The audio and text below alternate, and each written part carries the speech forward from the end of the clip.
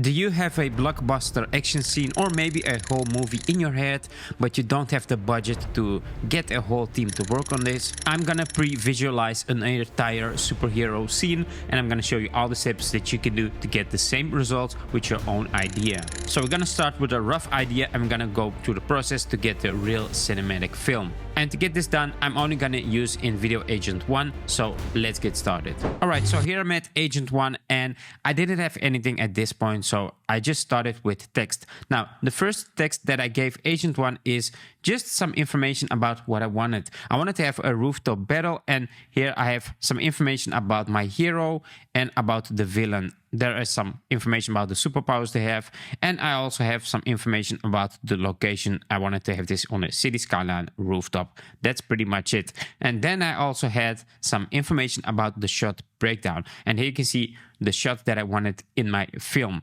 Now, actually, later on, I changed these shots because I wasn't really happy with the results I got. And let's go actually through this. So I told Agent 1, I want you to design a character sheet, a location sheet, and a shot breakdown. So actually a storyboard with some information about what kind of lenses we use. And I wanted to have it for an action scene called Rooftop Standoff. So it's an action scene between a superhero called Volt and a villain called Ashgrave. And I want you to make the visuals. So here I first wanted to see the visuals before actually going into video, because I want to make sure the visuals look good before I make any videos. Now, the first thing what I got from Agent 1 is the character sheets. Now, this is the character sheet of the villain. This is how I describe my villain. And then we have the character sheet of Volt, actually the superhero of my film. And this is exactly what I wanted. And I think this looked okay. Then I also got the location sheet. And with the location sheet, we have an idea of where does the film plays out. And this was on a rooftop with this color grade that you see here, like in the dark, bit kind of Batman kind of feeling. I wanted to have something like that. And that is what I got. Then I also got a storyboard from Agent 1. And in the storyboard, we can see exactly what's happening in the scenes. So when you create a film like this, you just want to see the storyboard in images before you actually make videos, just to make sure everything is how you want it to. So here you can see this was the first storyboard, and I noticed something about the storyboard. There wasn't anything where the villain and the superhero were fighting each other. They were just standing between each other, like flying in the air, and it didn't look like something I wanted to. So I told Agent 1 I wanted to change this. So what I did was I went to Agent 1 and I told them I don't see them fighting in the storyboard. Make the storyboard longer, add scenes where they actually fight and hit each other. It should be a 30-second scene. Also add close-up shots, wide shots, and detail shots, just to make the whole scene more interesting to look at. And he said, you're right, let's change this. And then I got a new storyboard. And this is the storyboard I got. And this one I actually really like, because here you can see he is flying inside the scene. Then they're looking at each other. He starts fighting him. He starts hitting them. They're hitting each other. You see some close-up scenes of the shoes of this electric kind of superhero effect that he got. And also the end scene. So this one looked really good and I wanted to make a real video out of this. So what I told him was, let's turn the storyboard into real scenes with Seedance 2.0. Let's start with the first 4 scenes before adding them all. Now, the reason why I want 4 scenes before making them all is I want to make sure it looks correct on the first couple scenes, because if you're going to generate everything, it's going to cost you a lot more credits to remake everything. So just make them in small batches, and that way you have more control over everything. So he did that and he started to make 4 scenes first. So I got those 4 scenes and I was happy with the results. So I just told him, looks great, let's do the remaining scenes. And then I waited until everything was done. And then I got everything as a complete 30-second film with music, with sound effects, etc. So I was pretty much done with this, and this is the result I got.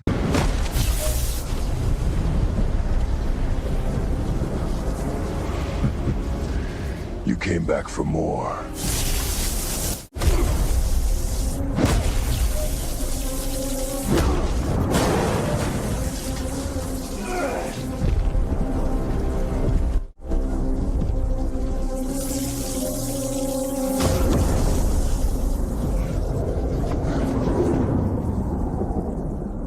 So it took me 70 minutes to create this film. I spent 112 credits. That equals $28 if you buy the plan for $200 a month.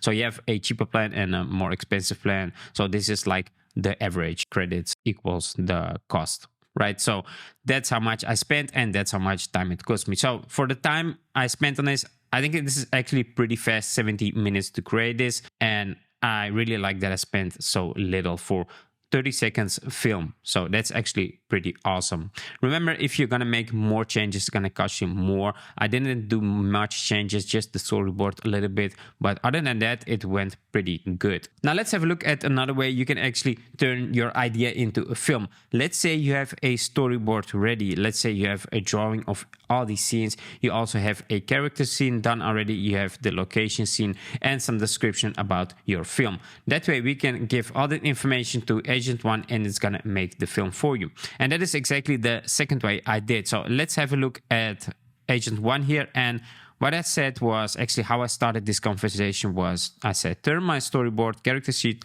location sheet and shot breakdown into a 30 seconds action movie with Seedance 2.0.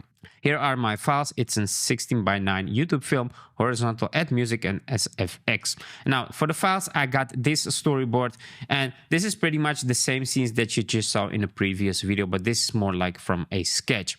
And this way you give it a lot of information about how it should look. Then we have the character sheet. This is also the same as the previous one, and also some location sheet and also the superhero character sheet. So Agent 1 actually got everything from me that it needed to create this film, and it just wanted to make sure everything was correct here. So I said let's go and let's make the film. So for this method, Agent 1 didn't actually have to do much. It just had to create the film out of my idea, out of my storyboard, character sheet, location sheet, and the explanation of each shot.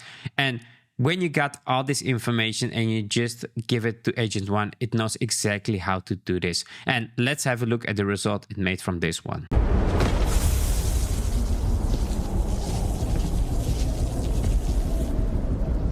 You came back for more.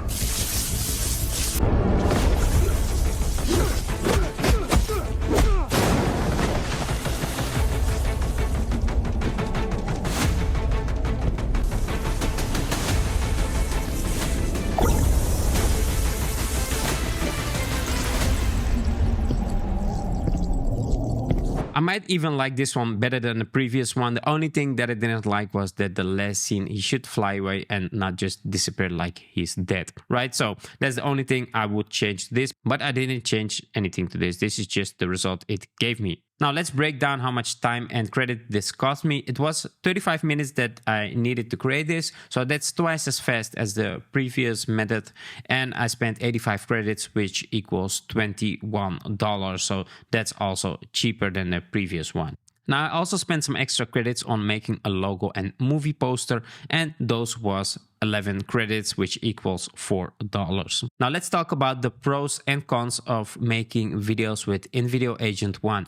Now the thing that I really liked is that I didn't need to know anything about cameras or anything like that. I just wanted to direct the movie. I just wanted to give it my idea, and with my idea it made a whole professional film of 30 seconds. So I didn't need to figure out which camera do I need to use or what kind of shots do I want. I just made everything with Agent 1, and it really helps you with every step of this. So you don't need any technical background to create your own film. Another thing that I like about Agent 1 is that it fixes errors. There was an error when they started generating videos with Seedance. I think it was a mistake from Seedance. It wasn't even a copyright error, something else.